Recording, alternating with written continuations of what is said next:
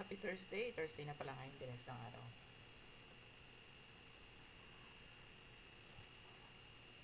Walang pasok ang mga bata. Dahil tag-ulan ba?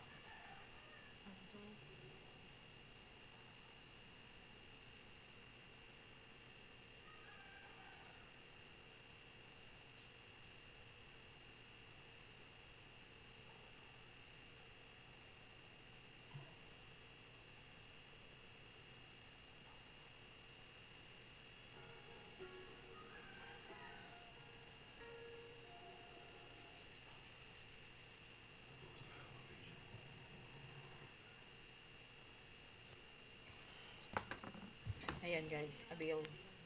Walang masyadong calls. Nasa 12 pa lang ako. Mababa ang retention ngayong araw na to.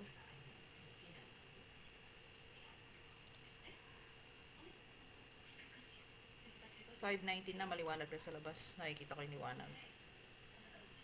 Tingnan mo guys, kahit na umuulan, bumabagyo, bahay lang nag-work. Hindi mo na kailangan mamasahe pa.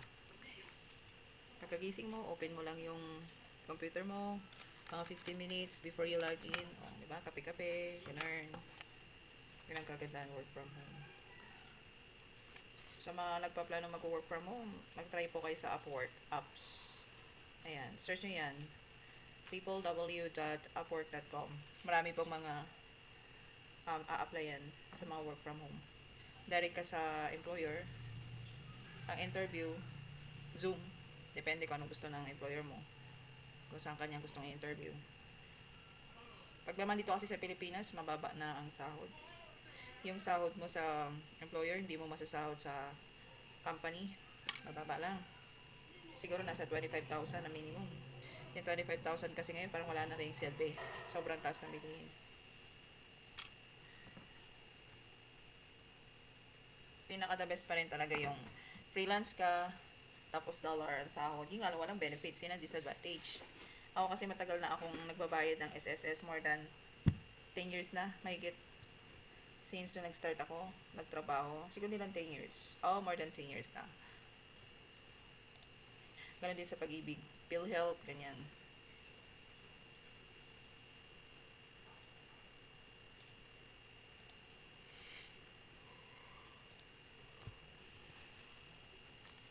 Sa Pilipinas naman, kung gusto mo talaga mag-apply ng call center without experience, pwede naman. Kailangan mo lang maipasa yung assessment nila. May mga company na kung naipasa mo yung interview, kailangan mo pa rin maipasa yung first assessment, second assessment, may third assessment pa. Dapat mabilis ka rin mag-type. Ganun. Bago ka makarating sa final interview. Ako guys, first time ko lang din nag-call center 5 years ago. Nag-start ako, nag-sign ng contract doon sa may StarTech kung saan ako nagsimula. And then, during the pandemic, nag-resign. Pero, bago ako nag-resign noon, naka-ano na rin ako noon. 1 year mahigit sa StarTech. And then, I decided to go back in Zambales dahil gusto ko rin makasama yung anak ko. In the past few months, nag-change ng mind. Bumalik kami ulit ng Pampanga. So, second experience sa call center is Sutherland. Ayan. Same pa rin, technical support kasi yun yung work experience ko before. So, habang work from home during pandemic, nag-apply ako ng part-time job sa Upwork. Nirefer lang din yun sa akin isang friend. Nag-apply ako today. Nag-submit ako ng proposal. After 2 to 3 days, naka-receive akong message. Yun yung first job ko sa part-time. Direct sa kliyente. Siguro, ang per hour ko doon is nasa $3 per hour. 3 hours to work. So, depende sa pag-i-encode. Encoder kasi yun. And then, natapos ko rin siya ng 8 months dahil nagsara yung company na yon. Nag-re-apply ulit ako sa Upwork. Nagpasa ako ulit ng proposal. After 2 days, naka-receive ako message. Ayun. Yun naman per piece. Siguro sa loob ng isang linggo, nakakasahod ako doon. Depende kung gaano kabilis ka mag-encode. Kung gaano karami yung volume ng papagawa sa'yo. Depende. Last time, siguro first na sahod ko doon kada isang linggo nung nasa Sutherland pa ako. Nasa, pinakamataas na yung $220. Yun lang kasi kalakasan pa nun. Maraming hindi nakakabayad sa payment nila online. Yun guys, maganda mag-work from home. multitask. Habang ganito, babe, pwede ka magsaing, pwede ka magluto ng breakfast, kasi nakikita mo naman kung may call ka, malapit lang ako sa kusina namin. Madara yan, kusina, salas kasi to, yan, yung TVS, dito ako. Nilipat ko dito para kahit papaano, paggabi, pwede ako magluto ng almusal, pwede ka rin magkape, unlimited coffee. Maraming ma-applyan sa online job. Pwede ka rin mag-apply sa Indeed, LinkedIn. Especially LinkedIn, nakakapag-apply ako dyan eh. Hindi ko lang kasi nababasa kagad yung message. May offer na sa akin kontrata. For the interview na lang. Sa message ka lang interviewin. Direct siya sa kliyente. Bansang Germany yun eh. Pero ang sahod dollar. Hindi siya, hindi yung pera nila.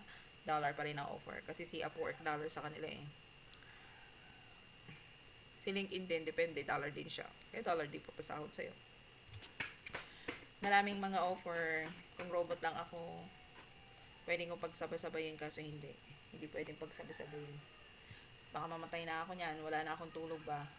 Meron naman may na-receive ako message. Hindi ko pwedeng pagsabayin kasi yung oras ng trabaho ko sa regular na job dun sa part-time. Pwede ko siyang ipagawa sa anak ko. Nasa sa partner ko, problema yung training ba, sabay sa oras ng trabaho, kaya hindi siya pwede. Sana makahanap pa ako ng Upwork na part-time job para sa ganun madagdagan pa yung sahod ko. Na-miss ko na rin siya, guys. Ang ganda ng ko doon, ang ganda ng record ko sa Upwork. Ayun, guys. Oras na 5:27. So, maghihintay na lang ako ng konti. Sasagot lang ako ng mga emails ko today. Thank you.